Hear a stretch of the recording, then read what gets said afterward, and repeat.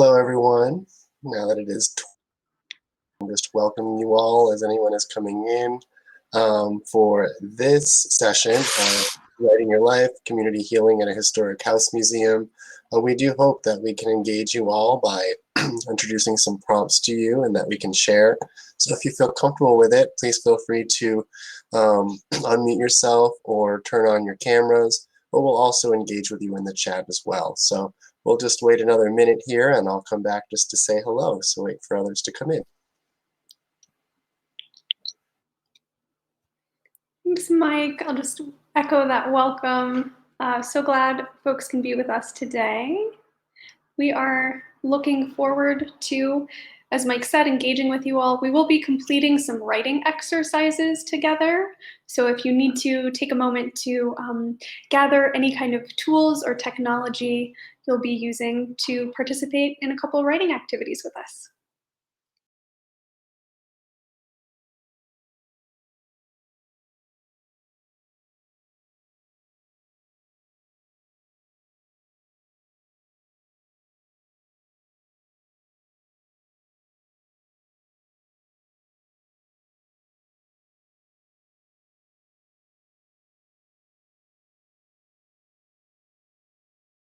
All right, and yeah, thank you, Kat.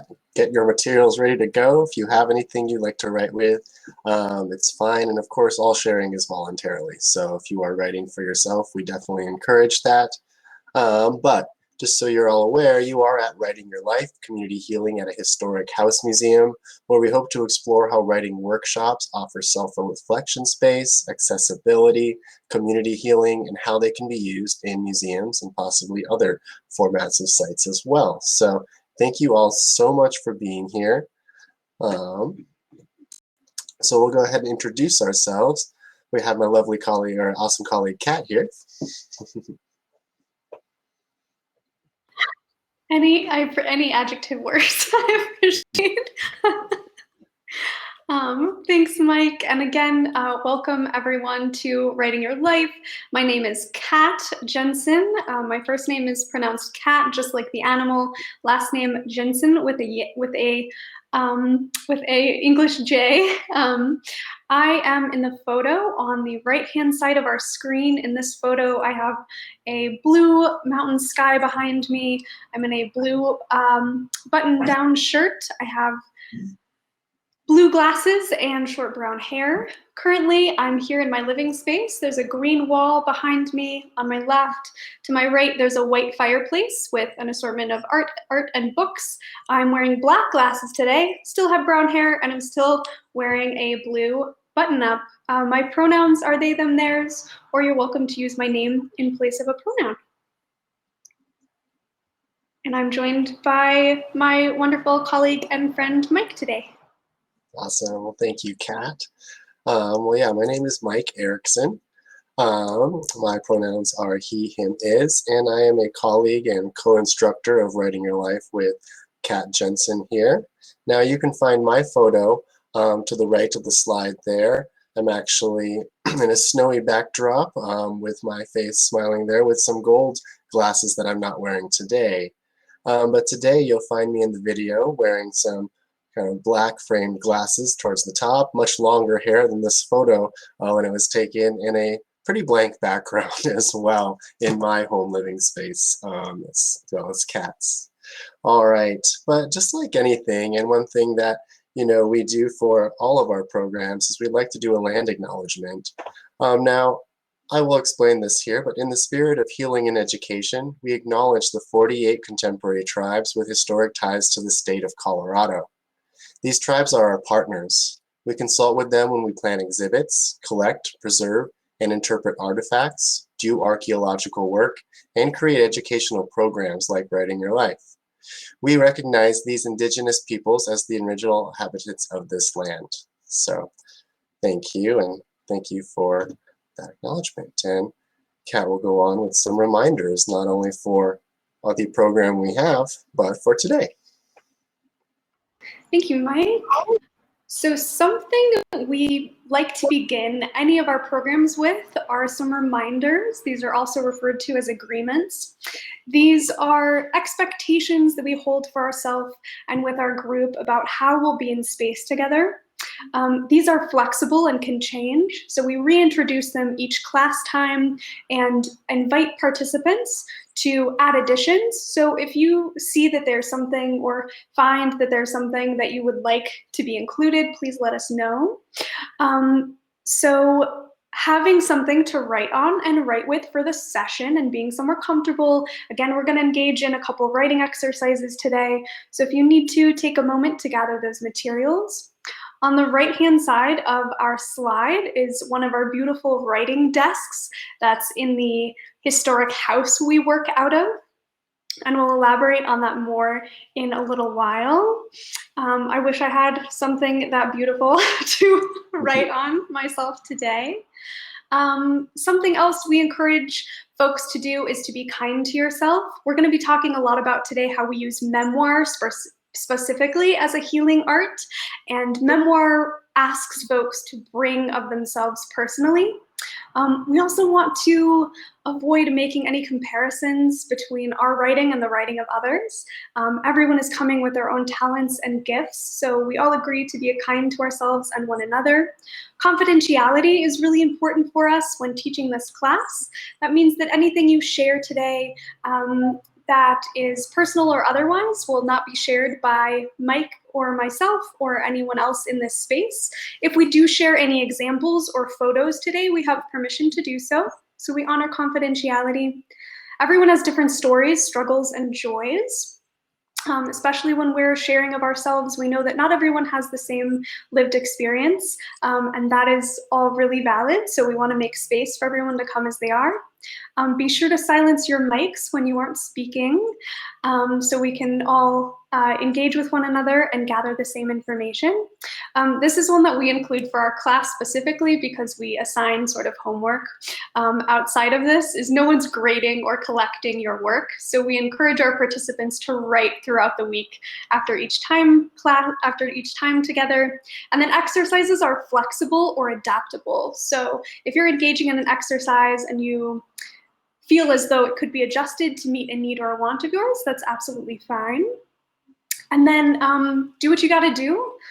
We are all sharing with one another from our personal spaces, especially in this new virtual age that we've all been diving into. And that's a really intimate, personal way of being together.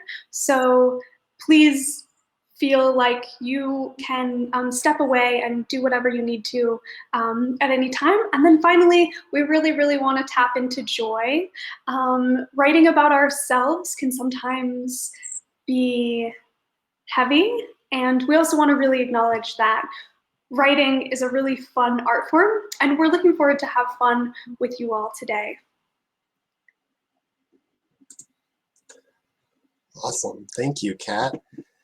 Now, the agreements or the reminders are an awesome way to create a safe space for everyone, and that's going to be one of the main themes for today is how writing your life, this possibly heavy topic that we want to talk about, our lives, which may contain some ups and downs, creates this awesome group that we can do to not only create space for writing, but create spaces that are welcoming and people can share.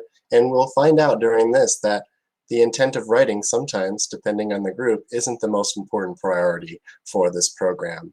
But just to lay out the program itself, now Writing Your Life was inspired by a book called Writing Your Life by Mary Borg. And it was one of our awesome CEOs or directors at the History Colorado, Donna Prince, had created this writing workshop program, which I believe was 8 weeks at the El Pueblo History Museum. And it definitely did create this space that seemed to be a focus for community healing, and we really want to share with you today what that might mean. Now, our program had to go from in-person to online, which will explain how that kind of affected our needs and accessibility throughout. But we run a 6-week program currently online. That price is ranging between $40 to $60 for the 6-week session. And we allow up to 15, at least up to 30, I think we did at one point, Kat, and that was a very interesting thing to do because in person, our space really only limited us to 7 to 10 people. So we hope to share more, and if there's any questions about more about the specific program itself, please do let us know. But today we're actually going to do an awesome kind of engagement to not only tell you how this program runs and how it might be healing, but to engage you in some of the processes that are pretty fun, some of the prompts that we do, so you can actually immerse yourselves into the actual process as well. So one thing that we do is start off with an opening rites to get really people not only writing, but really thinking about where they're at. So I'll let Kat introduce this prompt right here. Mike. So we like to begin each class that we do together with an opening rite. This gets us in space together and focused. We do like to take a breath and a heartbeat before we begin to also center ourselves and get ourselves ready to engage kinesthetically. So if you'll take a moment, go ahead and center yourself wherever you are. If your feet are touching the floor, feel the floor beneath you. If you can, press your feet flat. Go ahead and take a deep breath.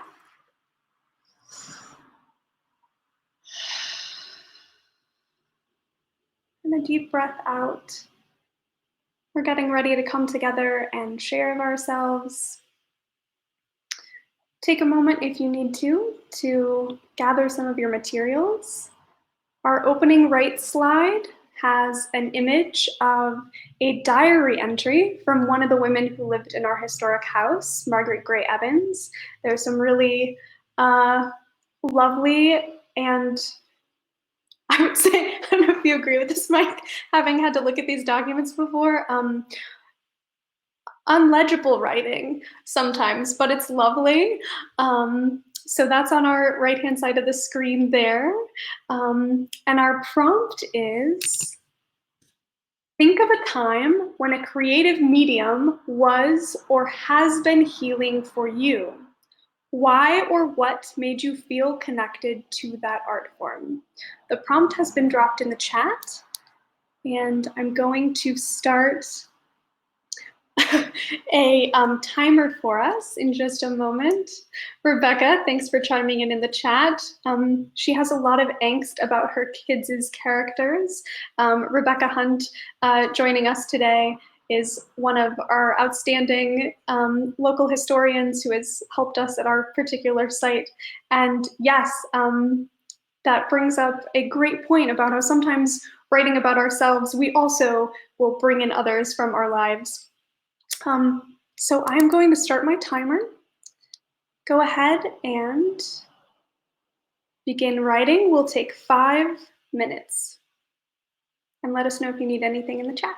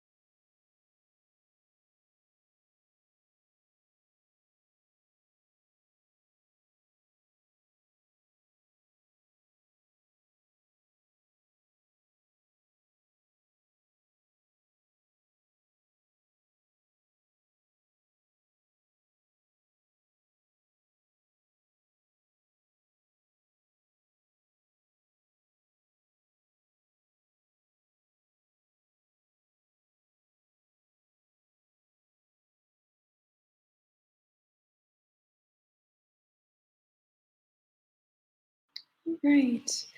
I'm going to go ahead and come back together. Thank you all again for participating in our opening rite.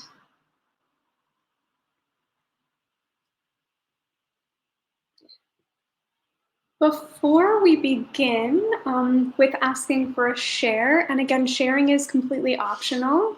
You're not required to do so. I would love to get a sense of why folks are joining us today. What brings you here? If you'd like, you're welcome to share.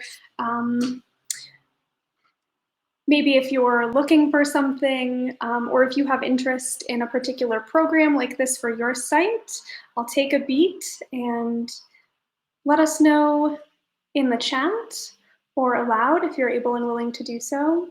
What brings you here today?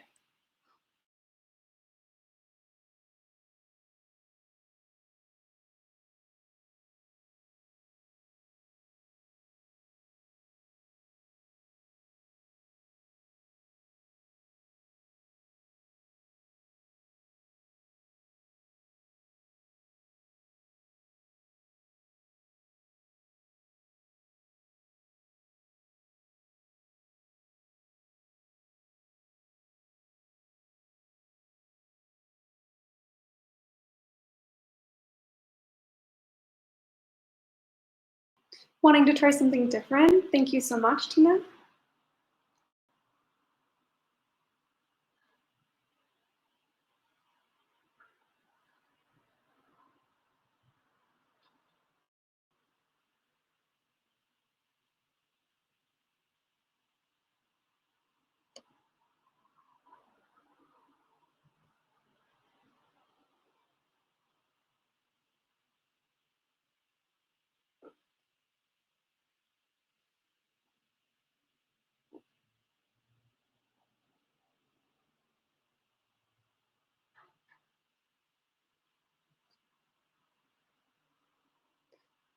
Supporting friends at our site, gaining new skills.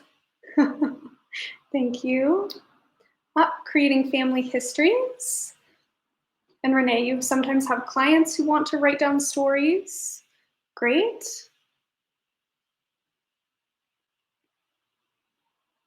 Well, if you have any questions at any point today, we'll go into this, but about how we specifically help folks do that, please let us know at any time.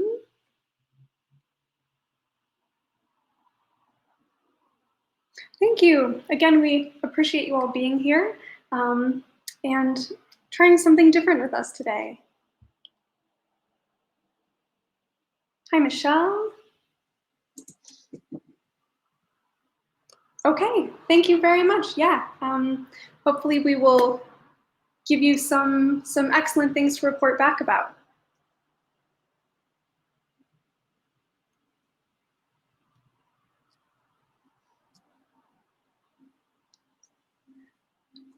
Needle felting while watching TV to keep you from looking at your phone. So Laura, you have your own art form that you're engaging in frequently.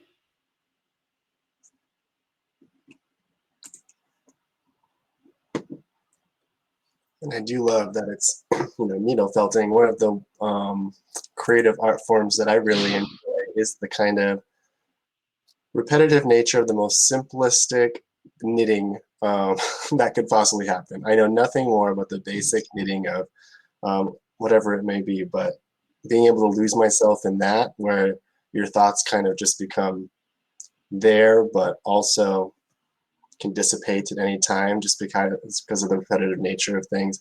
To me, that's a really cool thing to do in an art form that I like, that just lets me be a little more free. That's so true, Mike. There's some great comments coming in the chat here about folks knitting for similar reasons. Laura, your comment about enjoying maybe getting out some feelings. I know that's for me certainly why writing is such an art form for myself. It's really about gathering thoughts and the process of moving through something that maybe I'm going through or unable to articulate verbally. So yeah, there's a process to our art form, right? And how we engage in it. Brandy, doing embroidery to focus or to sit still. Thank you for that. Yeah, so many art forms create such a calming way to bring us into space. And sitting still is so important, I feel like, and sometimes not done as much as is healing, maybe. Thank you. So we have a lot of folks who are engaging in some kinesthetic art forms. Does anyone in the group write specifically?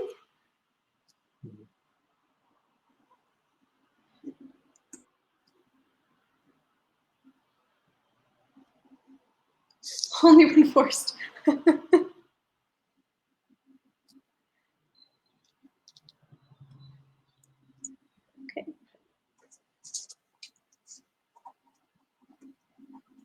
Well, Brandy, I appreciate you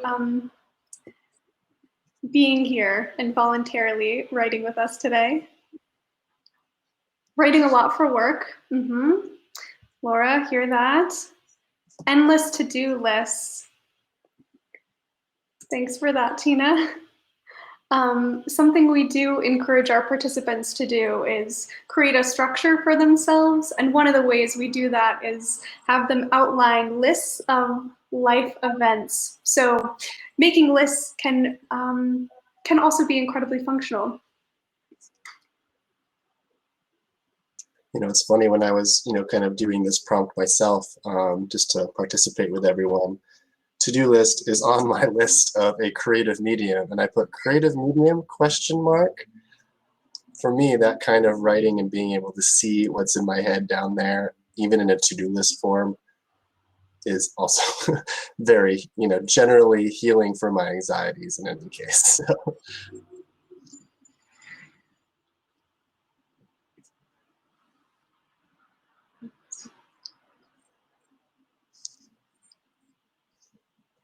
Yep, some agreement in the chat. Great.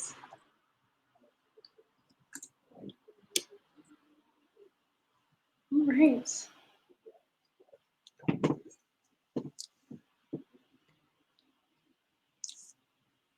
Well, thank you, everyone. Keep the comments coming. Let's keep communicating with each other.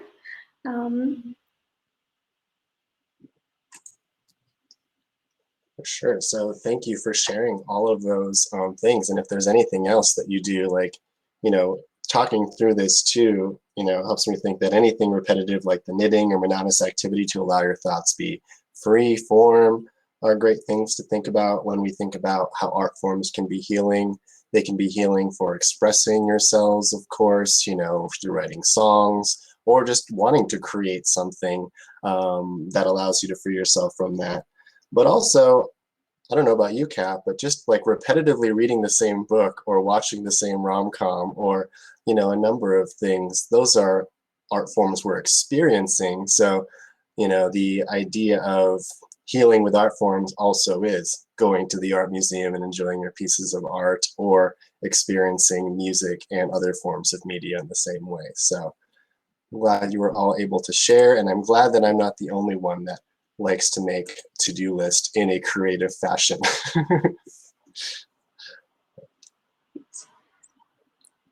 Yeah, I agree, Mike. There's something that's so cathartic about revisiting something that's familiar and feels safe, like going back to the same pieces or the same books. And something that we experience a lot, I feel like, in this class is that rewriting memory operates in that way as well. So every time we write a memory or an experience of life, we have an opportunity to view it from a different perspective.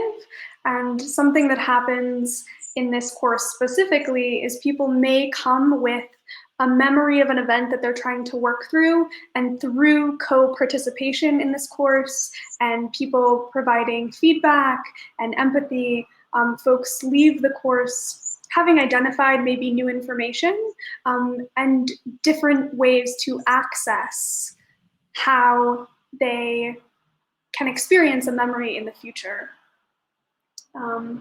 We do a really impactful exercise called the situation versus the story, where folks write about the memory and how it happened, and then they write the story that they tell themselves about it. And part of that healing process and the way that we use some trauma-informed care in this class is encouraging folks to examine what happened and say something. So if I use a personal experience, if I'm writing about say a death in the family, I might make it mean to myself that I maybe was wrong for not connecting with someone in a certain way before they passed.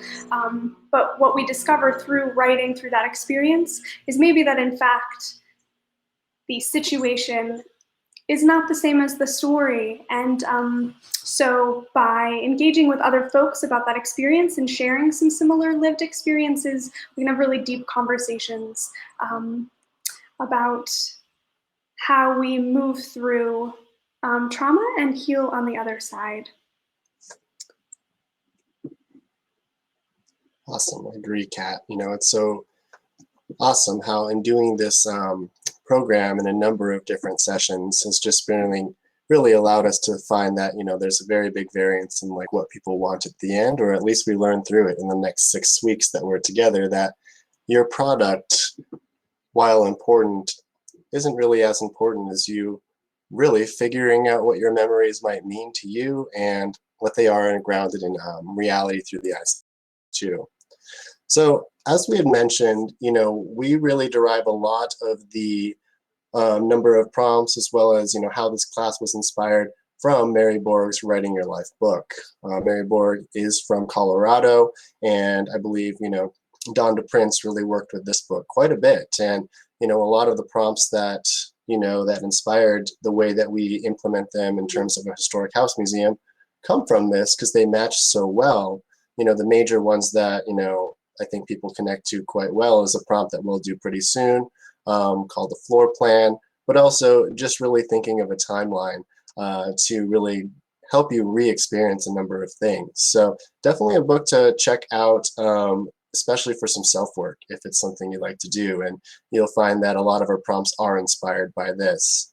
But in the Writing Your Life program, of course, we do a 6-week sessions, of which we had up to 7 to 10 people in person, and doing the first time virtually, we had up to about 30 people, which fluctuated in and out. But it was an awesome program, or it is an awesome program that really uses the 6 weeks to help you not only recall your memories and do a number of things to really get to a place you need to be, but to find connection in a lot of your stories, whether it be in a theme or narrative by the end, or whether it just be something that's super helpful for you to recall, like relationships that you maybe didn't investigate in the past. And a number of things will happen in a number of sessions, as we'll speak to the flexibility needed for it. But usually by the end of all those 6-week programs, you have groups that are closer than they ever were before. We know that a number of our groups still get together today at pre-COVID times, and I'm sure, you know, I'm so ready to create some kind of event or program to welcome them all back again once safe. But Kat had already mentioned quite a bit that memoir, of course, is the big focus for this part of Writing Your Life. So thinking that what memories can do and what possible products you would want at the end and what your reason for those are. So I'll let you explain a little bit about the memoir implementation in this program.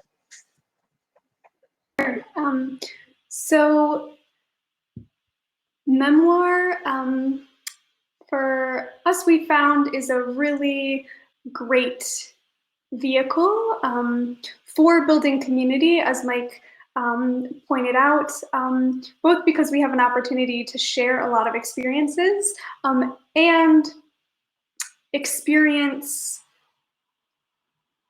life outside of ourselves.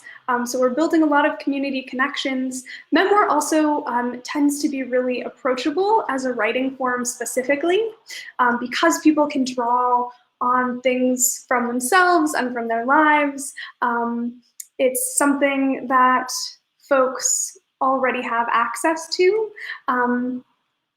It also really encourages people to embrace their own writing style, and whatever form that might look like. And it also is really flexible because the type of project someone creates can look a variety of ways. So some folks might choose to dive into family history. Some folks come to class and say, I'd really like to leave specific memories for family. Some participants who come to class aren't really sure what they want to write about yet, but they want to write about their life. So having, through memoir, because everyone is writing about themselves and their own experiences, we're able to create exercises that can be molded to fit any project need. So those are some of the reasons why memoir works really well for us, and a good way to think about formulating an arts and healing program is to use something as your launch pad. So writing your life was a really good way to get this program started, especially because it has a specific outlined format. And then from there, you can really make adjustments and bring in your own materials and your own exercises.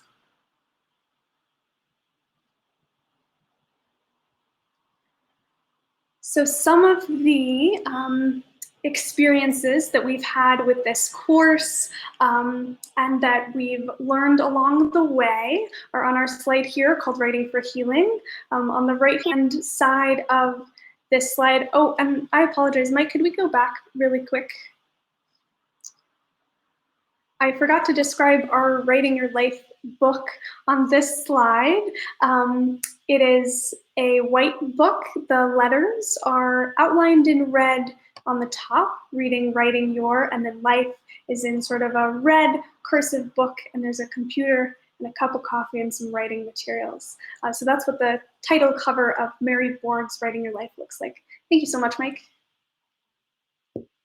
So on our next slide here, we have two wonderful photos that just make me so happy of participants in our course. In the top photo, they're sitting in a green room around a table and are very physically engaged in a conversation. Probably someone's just shared what they've written from a prompt. And then in the bottom photo, participants are standing all together, and Mike is in that photo on the far right. So some things that we've learned and gathered the more and more we've taught this class are something that's really essential for us is flexibility. And especially as we've adjusted materials over time, this has become really important. Flexibility looks like everything from, do you have a backup for printed materials in case you have more participants one day than the other?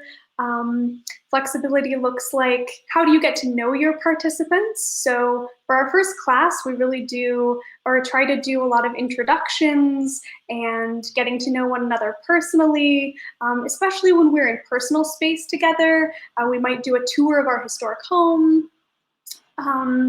And give participants the chance to really engage one-on-one, because a lot of times people will have similar projects and we'll be able to pair up and assist in working together. We want to embrace the unexpected.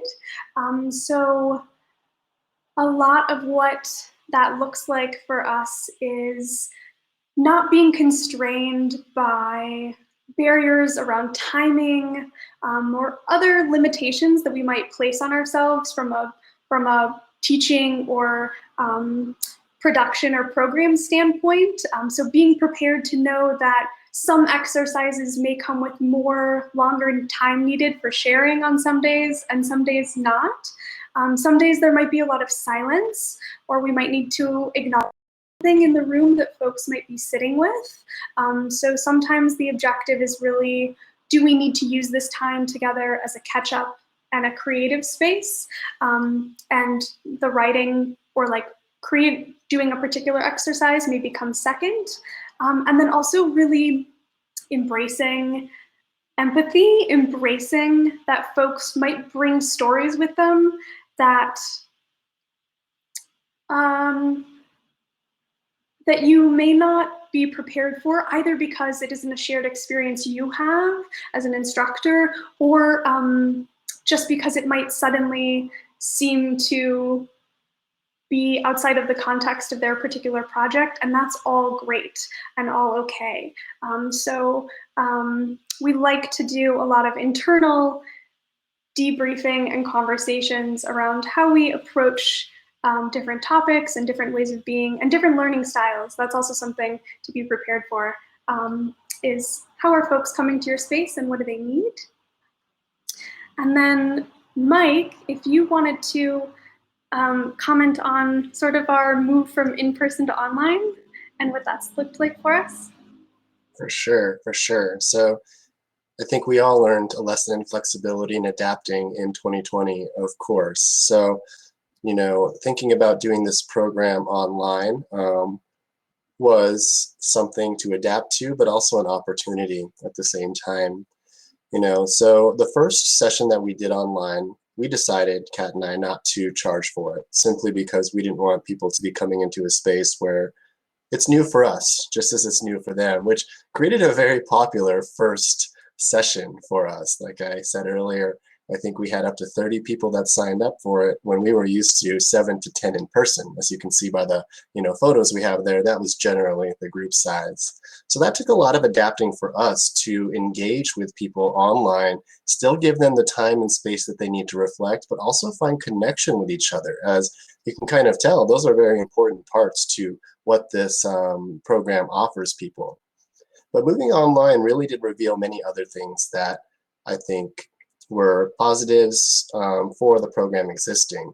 One thing is, we had certain members or participants that really did feel isolated, in a number of ways, whether they are in rural Texas, which we've had, or rural Colorado, being able to get into a group with people and not only write and continue projects you have, but to address any isolation that people were feeling, to me, it made me feel very great. And knowing that we could connect with them as well was awesome. So it was a grab bag, just like anything, of like things we had to adapt to and trying to engage in a virtual space. And I think everyone was ready to embrace that, which was great, but also finding new things and new pathways and opportunities for access. Because isolation doesn't stop after a COVID or a pandemic. And if we can reach out to people that might want that kind of space, it was just great to see that. So one thing that we would like to do today, of course, is really connect you to a prompt that is one of the ones that I think really connects to our space and really lets people tap into, a lot of memories, whether they be joyful or not. But the kitchen has a place in everyone's spaces, whether it be your kitchen growing up, your current kitchen, or a kitchen in a house museum, as you can see here. So on the right, you'll see an actual photograph of our historically interpreted kitchen at 1310 Bannock Street. And for this prompt, I'd like to give us at least 5 minutes or so to really work on one of the prompts that is a big favorite of many for many reasons. And we can really thank Mary Borg for really outlining this prompt for us. But this prompt right here is going to be to draw a floor plan of a kitchen. This could be a kitchen that you currently have. It could be a kitchen in your memory. But as you do it, as you draw the countertops, as you know where the sink or the dishwasher or a number of cabinets that held cereal that might be your favorite or not, what stories do those hold? Was there a time that you dropped a whole canister of pasta on that tiled floor? Do you remember a time where you might have, smelled something delicious or something that maybe wasn't so delicious coming from your kitchen? So starting now, I'm going to set a 5-minute timer. Feel free to draw a layout of any kitchen in your memory, and feel free to share if anything came up in your memories through this, or if there's stories you'd like to share. And then we'll go further on to connect us with how we use our site as a prompt, whether online or in person. So I'll start a 5-minute timer now, so just take your time, and I'll go ahead and draw a floor plan of a kitchen in my memory too.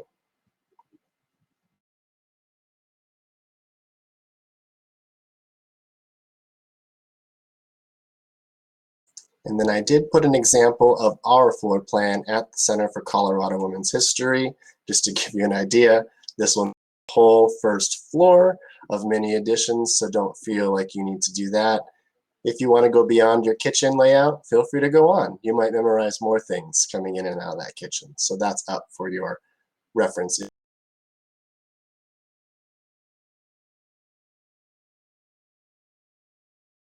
Prompt is in the chat.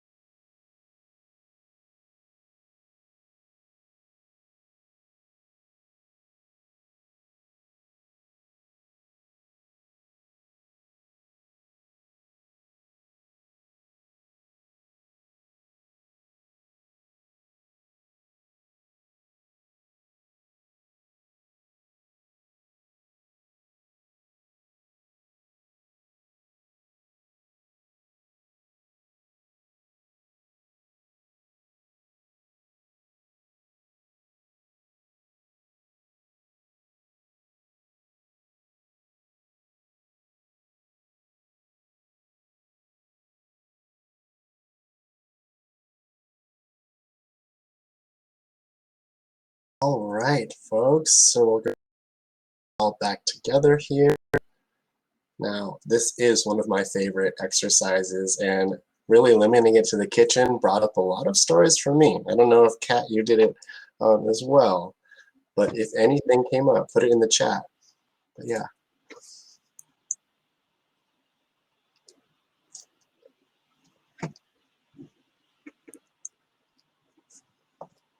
Yeah, feel free to share things in the chat as you like. Something that's really powerful about this exercise is that we're encouraging the visual, the kinesthetic. People are visualizing in their mind's eye, which can be a powerful way to draw memory. And everyone's floor plan turns out really different depending on what comes up for them. So Mike and I, if we wanted to share our floor plans, you can see an example of this. This is my floor plan. I'll hold up to the screen here. So the drawing itself is fairly simple. I do a lot of writing in here where I label things and talk about the colors. So after drawing this floor plan, we would then encourage everyone to write out the complete story of something in this kitchen. So this is my grandparents' kitchen, one of the kitchens I spent a lot of time in as a child. And something I have a distinct memory of is my grandfather's denture cup, which was pink and held his dentures. And we had this rule about cups always being put in the sink if you were done using them or having their own space, because sometimes the denture cup would accidentally wander into the kitchen. And if you took a sip of that, that particular cup, that was a big mistake. So that was one of the memories that came up for me, and then which I could write about in a lot of detail, right, to really create a complete story around that. I love that story, Kat. And Laura, thank you for sharing that you have wonderful memories of your grandma's kitchen in Pittsburgh. Yeah, a hot radiator and a lot of vinyl on surfaces. So thank you for sharing that. Because yeah, the vinyl is similar, to me. So here's my kitchen floor plan. Now my parents in my house growing up that I grew up in are renovating this kitchen coming up. So it was really nice for me to be able to recall. But one thing, sorry if it's mirrored there, but it does say carpet when young. So the floor of this whole kitchen here, I remember even as a child, I was like, why is there carpet in the kitchen? It was a burnt orange and brown 70s rug that was in that kitchen. And I probably have a clearer memory of that than my younger brothers and sisters. But another thing that I kind of really memorized here, Kat, was that this countertop right here at the end, this was like the homework countertop. So when I was drawing this out, all these memories of me sitting there for hours doing or not doing my homework was very apparent. Also in front of the snack cabinet, which was very perfect for that. So yeah, just me drawing that countertop and remembering the hours of homework that I would spend on that really did, help me memorize things. So I definitely, yeah, wore carpeted kitchens. I don't know why anyone thought that they were okay. If you have a carpeted kitchen, all power to you. For sure. That's a really great memory, Mike. I also like how you brought up how your memory might be different than your siblings, which is something we go into a lot in this course also, is how something we remember might be different than someone else, and how our things can change over time. So including those details in your memory can be really significant. Rebecca says, I drew a pie slice shaped room with many doors, windows, an electric and a wood cook stove and a huge kitchen table. It is my plan for our mountain house. It would complete my dad's dream of having the house he built to be a full circle. Great, I love that. Thank you, Rebecca. and I If, hope we get to complete that. yeah, that sounds like an amazing project. All right, and then just to recall too, and please do share any other memories that may have come up. I mean, I think this is an awesome one because it really requires you to draw and put yourself in that place. And I have seen it multiple times in our sessions where people are recalling things that they may have never really thought about before when you're really engaging with all the senses out. So you see here that I have the full floor plan of the first floor of 1310 Bannock Street here. And in our actual sessions, I will say that we do a full floor plan. We kind of leave it as homework for the week, and we come back together and we share our floor plans together. So you can see how just the kitchen is able to really engage you with quite a bit. The whole floor plan of a house that you choose is definitely something as well. And of course, connecting it to our site is something that we found very important. Doing in person, number one, I believe I would use the spaces in a way to engage them in memories of certain things, but Kat would actually take them to the spaces and they do writing sessions in there. Kat, do you have anything you'd like to say about how you did that? Sure. Yeah, so having the opportunity when it's safe and available to use your physical space can be really powerful and impactful.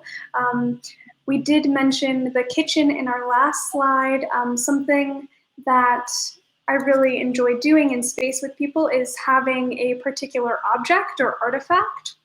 So we have an 1860s style coffee grinder in the kitchen at the house, for example, and you can place the objects in front of them, close their eyes, and memorize it, and then you hide the object and have them recall from memory. So we do some recall from memory work. Also, just being able to sit quietly in a new space. So if folks have never been to some of our house here before, having them sit in the space and take in a lot of what they visually see. So we're engaging all of our senses again. So the bottom photo on the right here is a sitting room, and the walls are painted this really bright yellow. There's stucco on the fireplace, and also some indigenous art around the room from the Southwest. So you can ask guiding questions about what do people think about the space, what do they notice, how do they relate to the space, and then does this create any memory for them, or can this be incorporated into their story in any way? So I would say that's really great. The photo right above that in the upper right is of our music room. There is a lot of dark wood and some lighting and some chairs in front of a piano. And then on the left-hand side is the main bedroom in the historic house. There's a great big beautiful half teaster, half tester bed, and the wallpaper in that room is white with poppies. So something else that can be great is having folks memorize a wallpaper or something that's very bright or differently visual, and then recall that from memory as well. Anything to add, Mike? That's wonderful, Kat, and thank you for describing all of those photos. Yeah, I mean, Kat had already mentioned the artifacts being a really great part, and being in a house space that isn't yours too really does help you kind of recall what experiences might have been there. And, so beyond just the artifacts and items that we have to share, another big thing would be sharing or using some of the stories in the history of the house to really help people recall things. So we're still looking at 1310 Bannock Street, but the photos that we have here from left to right are three sisters that grew up in this house, some from birth to the end of their lives. But you can see on the far left, you have a young woman or girl here who is at Mount Evans, and that's Margaret Evans Davis, who is really showing some of her personality in terms of fishing in the outdoors. And in the center is actually an excerpt or a clip from a newspaper. And this is saying, Josephine Evans at work among wounded at Brest. So this is Josephine Evans serving what I believe is donuts to wounded soldiers in World War I. and showing a really generous looking Josephine Evans in her American Red Cross canteen outfit here. And then on the far right, you have Catherine Evans with her dog named Dick. And just a lovely photo to show a relationship between her and her dog, and looking out the window with her dog here, possibly at a cat or squirrel that would have frequented the house. But I share these because in certain ones and sessions, dependent on what the session is looking for, some of them are very consecutive or timeline based or narrative based. You know, from birth to death, or birth from event to event to event, is sometimes a way that people really like to recall their memories. So also inspired by Mary Borg's book is a timeline exercise that I know in my earlier sessions, I kind of matched up with large events that might be in lifetimes of the people in my sessions, but I would have told them about major events that would have happened to especially Margaret Evans Davis, to really frame that her life had many changes, many stories, just like anyone else. And using those narratives and stories of the people in the house sometimes help people really frame the larger events in their life, to really write about the changes that would have happened to folks in history as well. Kat, have you found yourself using any of the stories of even the domestic workers or anyone else in the house? I really like to use the stories of the daughters, I think primarily. I would love to think about using more about the domestic workers. That's a great idea for us for the future. I think something that's also really great about using these photos, and Mike, you mentioning the timeline exercise, are that if you're unsure of where to start on a project, for a place to begin telling a story, you can use photos to help you remember details. So an exercise we do is we have participants bring in a photo that has to do with their particular project, and we put them in partnerships. So them and a partner will share their photos. And the first part of the exercise is actually your partner describes what they see in your photo, and then you share the story of the particular photo. And then you switch. So we're inviting each other to also help remember maybe some of those details we didn't realize before. And a lot of people will add physical photography into their final project. You know, reading books, it's really nice to have photos as an addition. And it's another great way to share stories and share common connections. The photo of Catherine with the dog tends to always bring up people's personal love of how impactful pets have been in their life, for example. Yeah. I'm so glad you mentioned the photo exercise, because it's one of my favorite things that we've been able to put online using, you know, Zoom and the breakout room feature to give people the intimate space they might need to describe a photo, or the time to really investigate what might be there. And one of my favorite things about that is not only having your partner describing your photo, but the questions that come up are completely outside of you and what you see in that photo, that many times there have been like, well, who is this person back here? Or where did you get those shoes? And almost every time we'll have a participant pause and be like, I just never really thought to question that. So it's really been enlightening for some of our participants to really explore what memories might exist in a photo that are outside of the narrative that you remember. So really cool exercise that works very well online. All right. So using the narratives and stories of their own photos, or the stories of the people who lived in the house, it's a great way to really lead into what identity kind of might mean. So Kat, I'll let you explain this prompt in one of the excerpts that we have here. And then I'll let you explain that, and I'll put in the chat is a link to the actual writing of this prompt if you were interested. Thank you, Mike. So something that we also do a lot of work around in this course is examining identity. So personal identity, how you are thinking about memory in your life in the context of family space or community space, Some folks are writing about their careers, so that's its own identity community. So we like to use exercises from authors who demonstrate this really well. And one that has been really effective for us is using the excerpt called My Name, which the prompt Mike has dropped in the chat. This is an exercise that we are going to encourage you to do as some homework from our session today, just as our participants would do. But what the activity looks like is we read the excerpt from The House on Mango Street by Sandra Cisneros, and we invite participants to write about not only what can you gather about identity in this excerpt.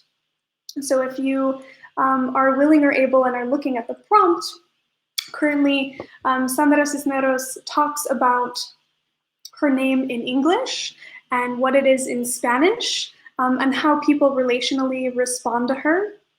She also addresses her name's history, so where it comes from and some struggles that she may have encountered with her name throughout her life.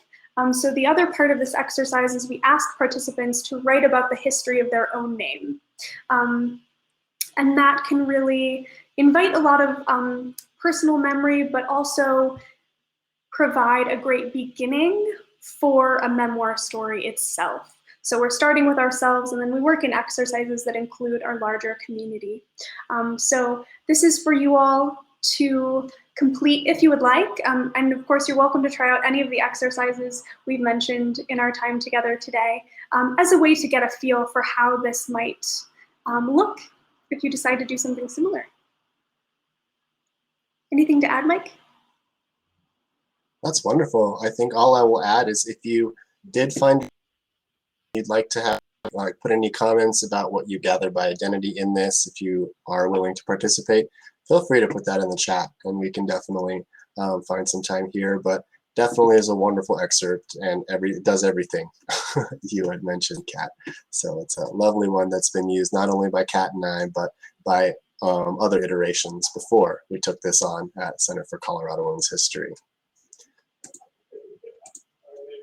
But so many of the inclusion techniques are involved with, looking at identity as well as this excerpt. So yeah, really looking at any of these. Do you have any examples, Kat, that you'd like to mention?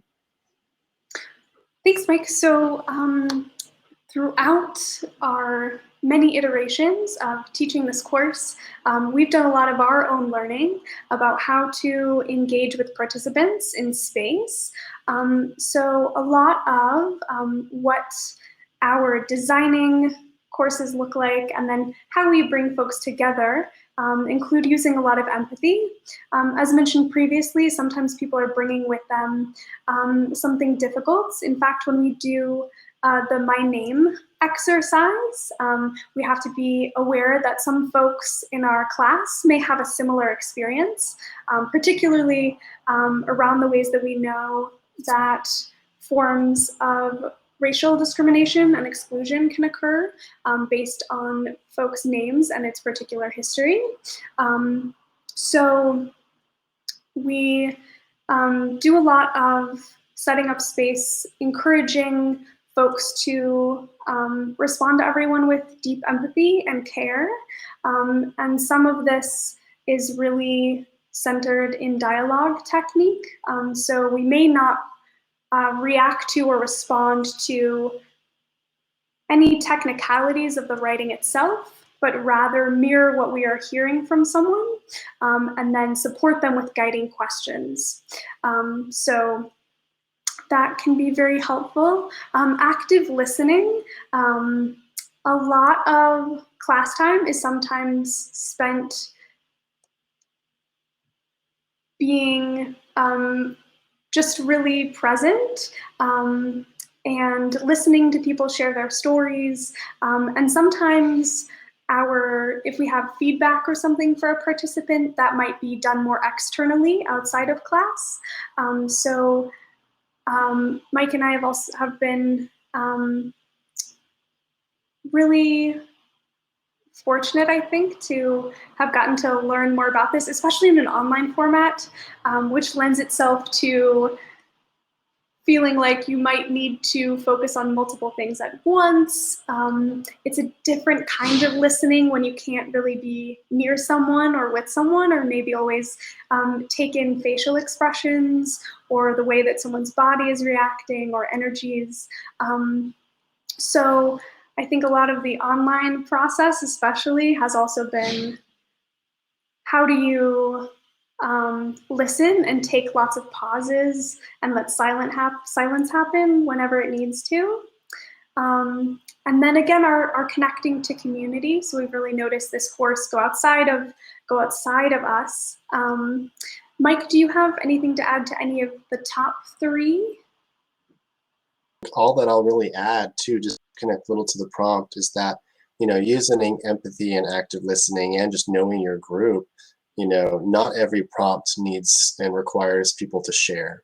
So, talking about being okay with silence and things like that, we've definitely created prompts, similar to this one, like my name, depending on the group or how heavy things are, we may just say, hold that, work on that, write it down, but it's not something we're expecting you to share. And a lot of times that will offer people the space that they need to reflect and look into what they need to, without feeling the pressure of having to share it with the group. So always just being conscious of that, I think, is important, to just empathy, right? But that's all I'll really add. That's great, Mike. So another way that we've done some work around connecting to community is taking portions of this course and making shorter, like 2 to 3 hour workshops. And one of the ones that we did during 2020 was called Writing with Pride. So we specifically created this to be a way for members of the LGBTQ+ community to connect during Pride Month. And so all of the prompts created for this particular version of the course were centered around how people joy and celebration in that particular identity, and how it connects to the rest of their life.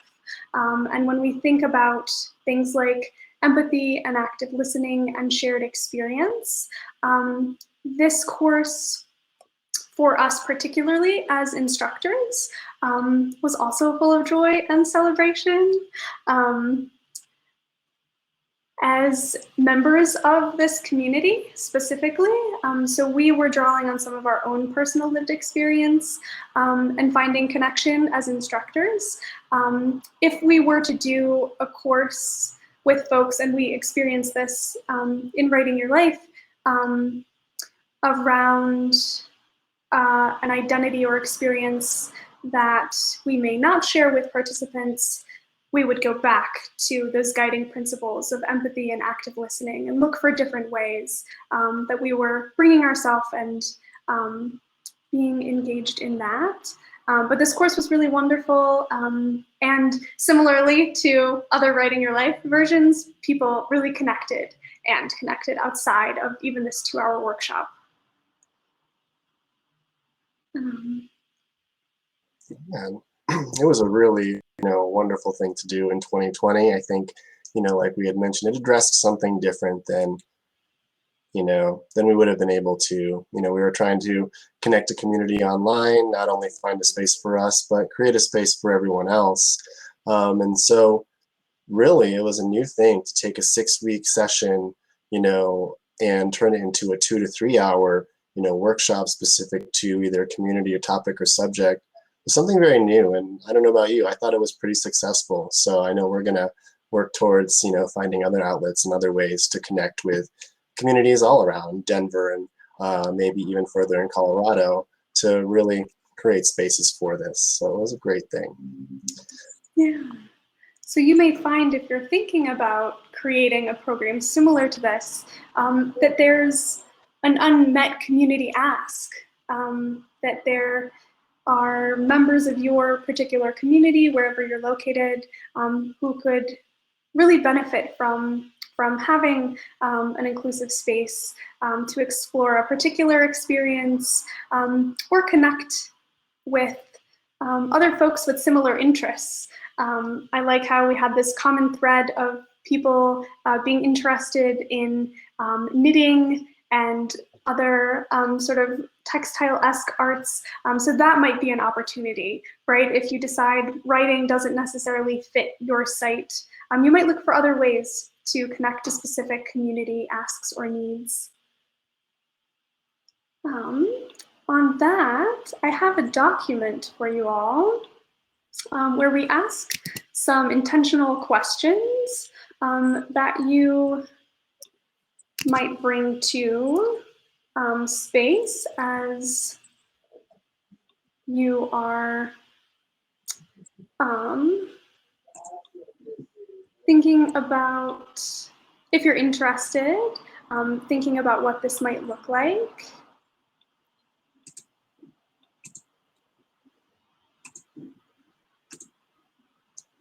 So Kat will get that in the chat.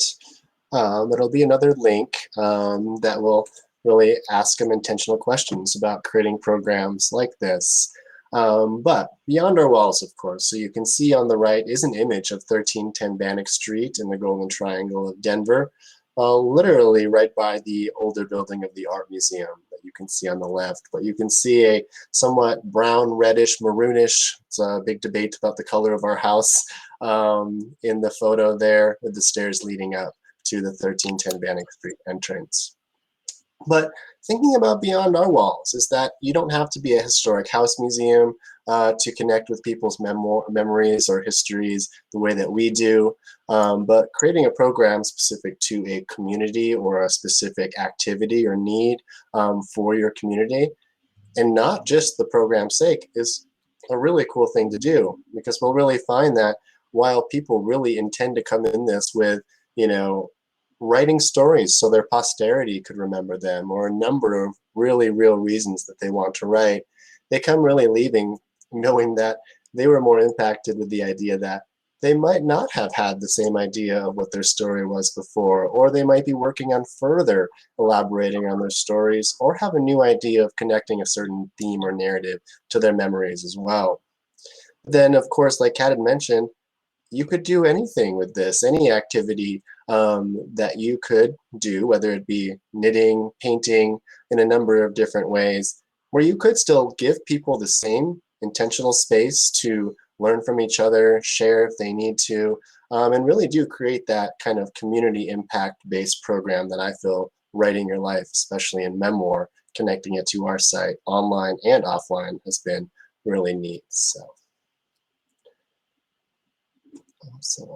And then one thing I'll connect this to as well is, you know, the writing only when forced. You know, I think that was mentioned in the comments above here. That is the intent of many people joining a writing program like this. They feel that they don't have the discipline to do it on their own, so they need someone or a group to, week by week, to help them, well, force themselves to write, and they quickly find, you know, other pathways to make it easier for them as well. So I definitely wanted to share that thought. But then we'll go ahead and leave things open for questions, of course, but Kat, I think it would be wonderful if you wanted to kind of outline what your resource document or what our document is sharing with folks.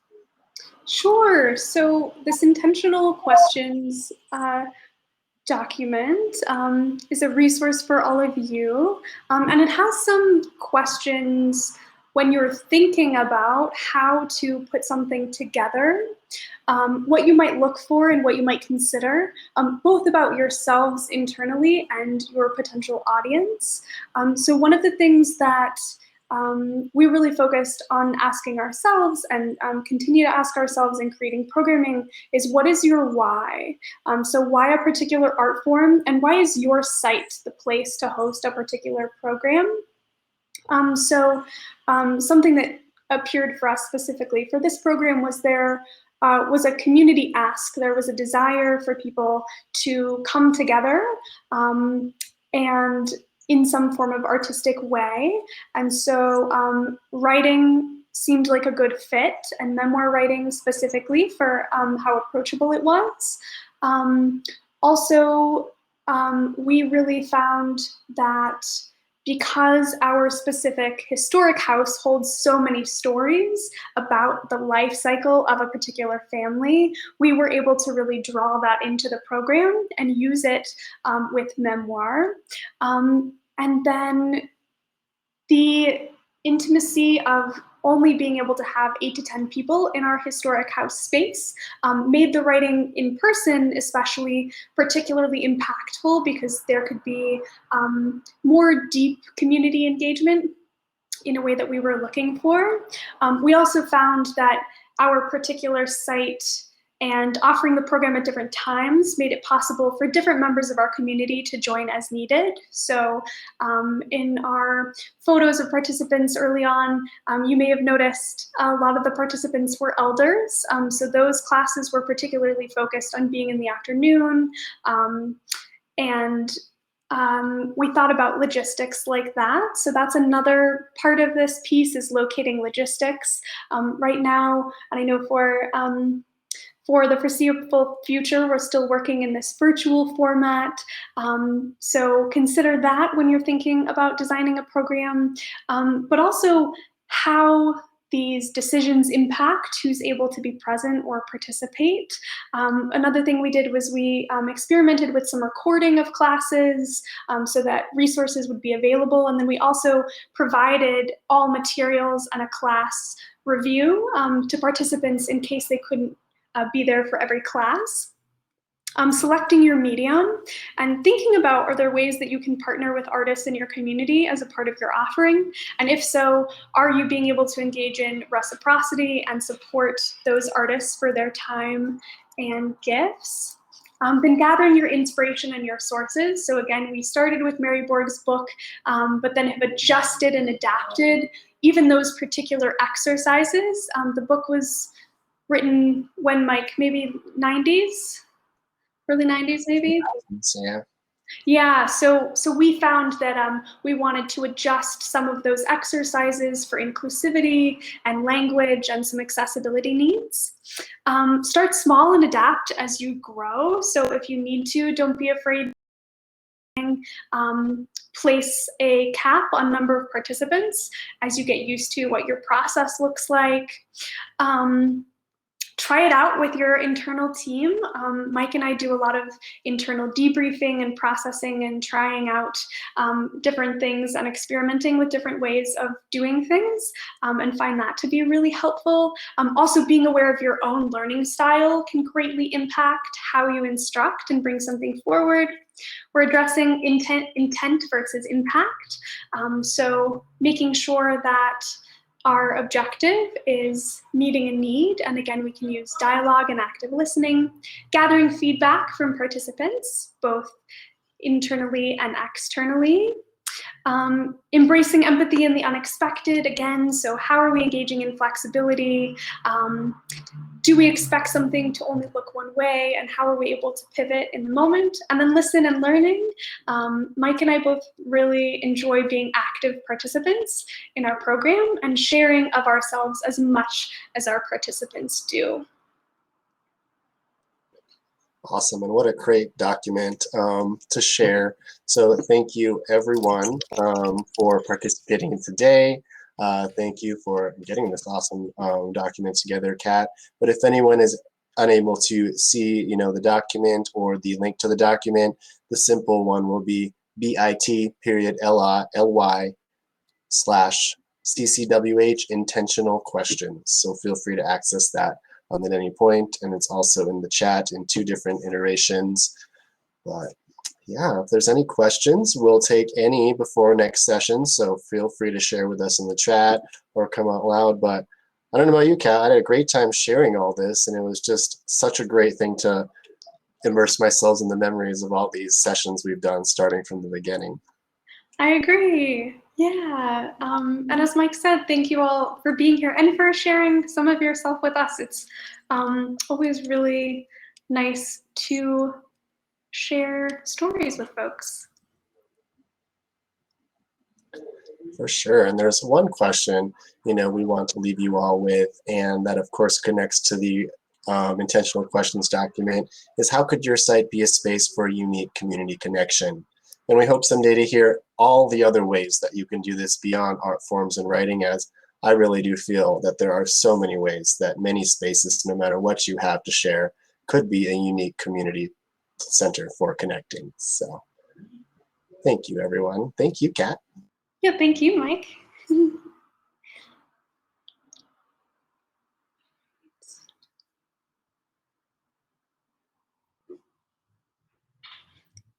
Thank you, Tina. Thank you, Michelle. Mm-hmm. And you're so welcome. This also can be a great way to explore more about ourselves. Thank you for bringing up the point about how talking about yourself can be difficult. But yeah, it's been great.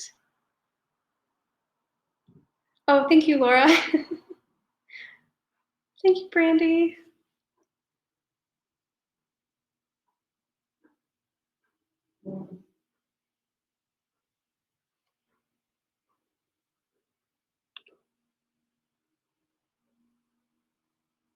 All those thank yous. Thank you for those awesome comments.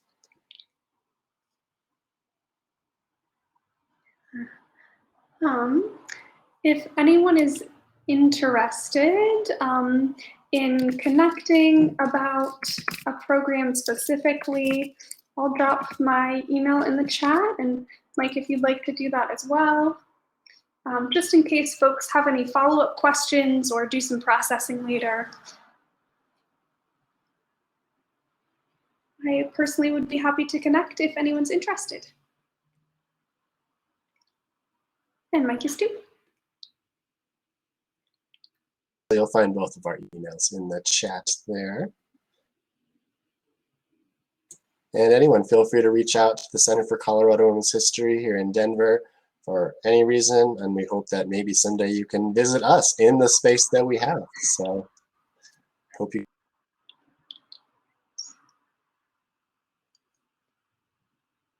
It's just us.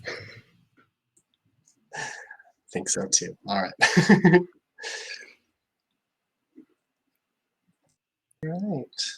Well, Kat, thank you for that presentation. Do you want to meet on Hangouts real quick after this? Yeah, that's perfect.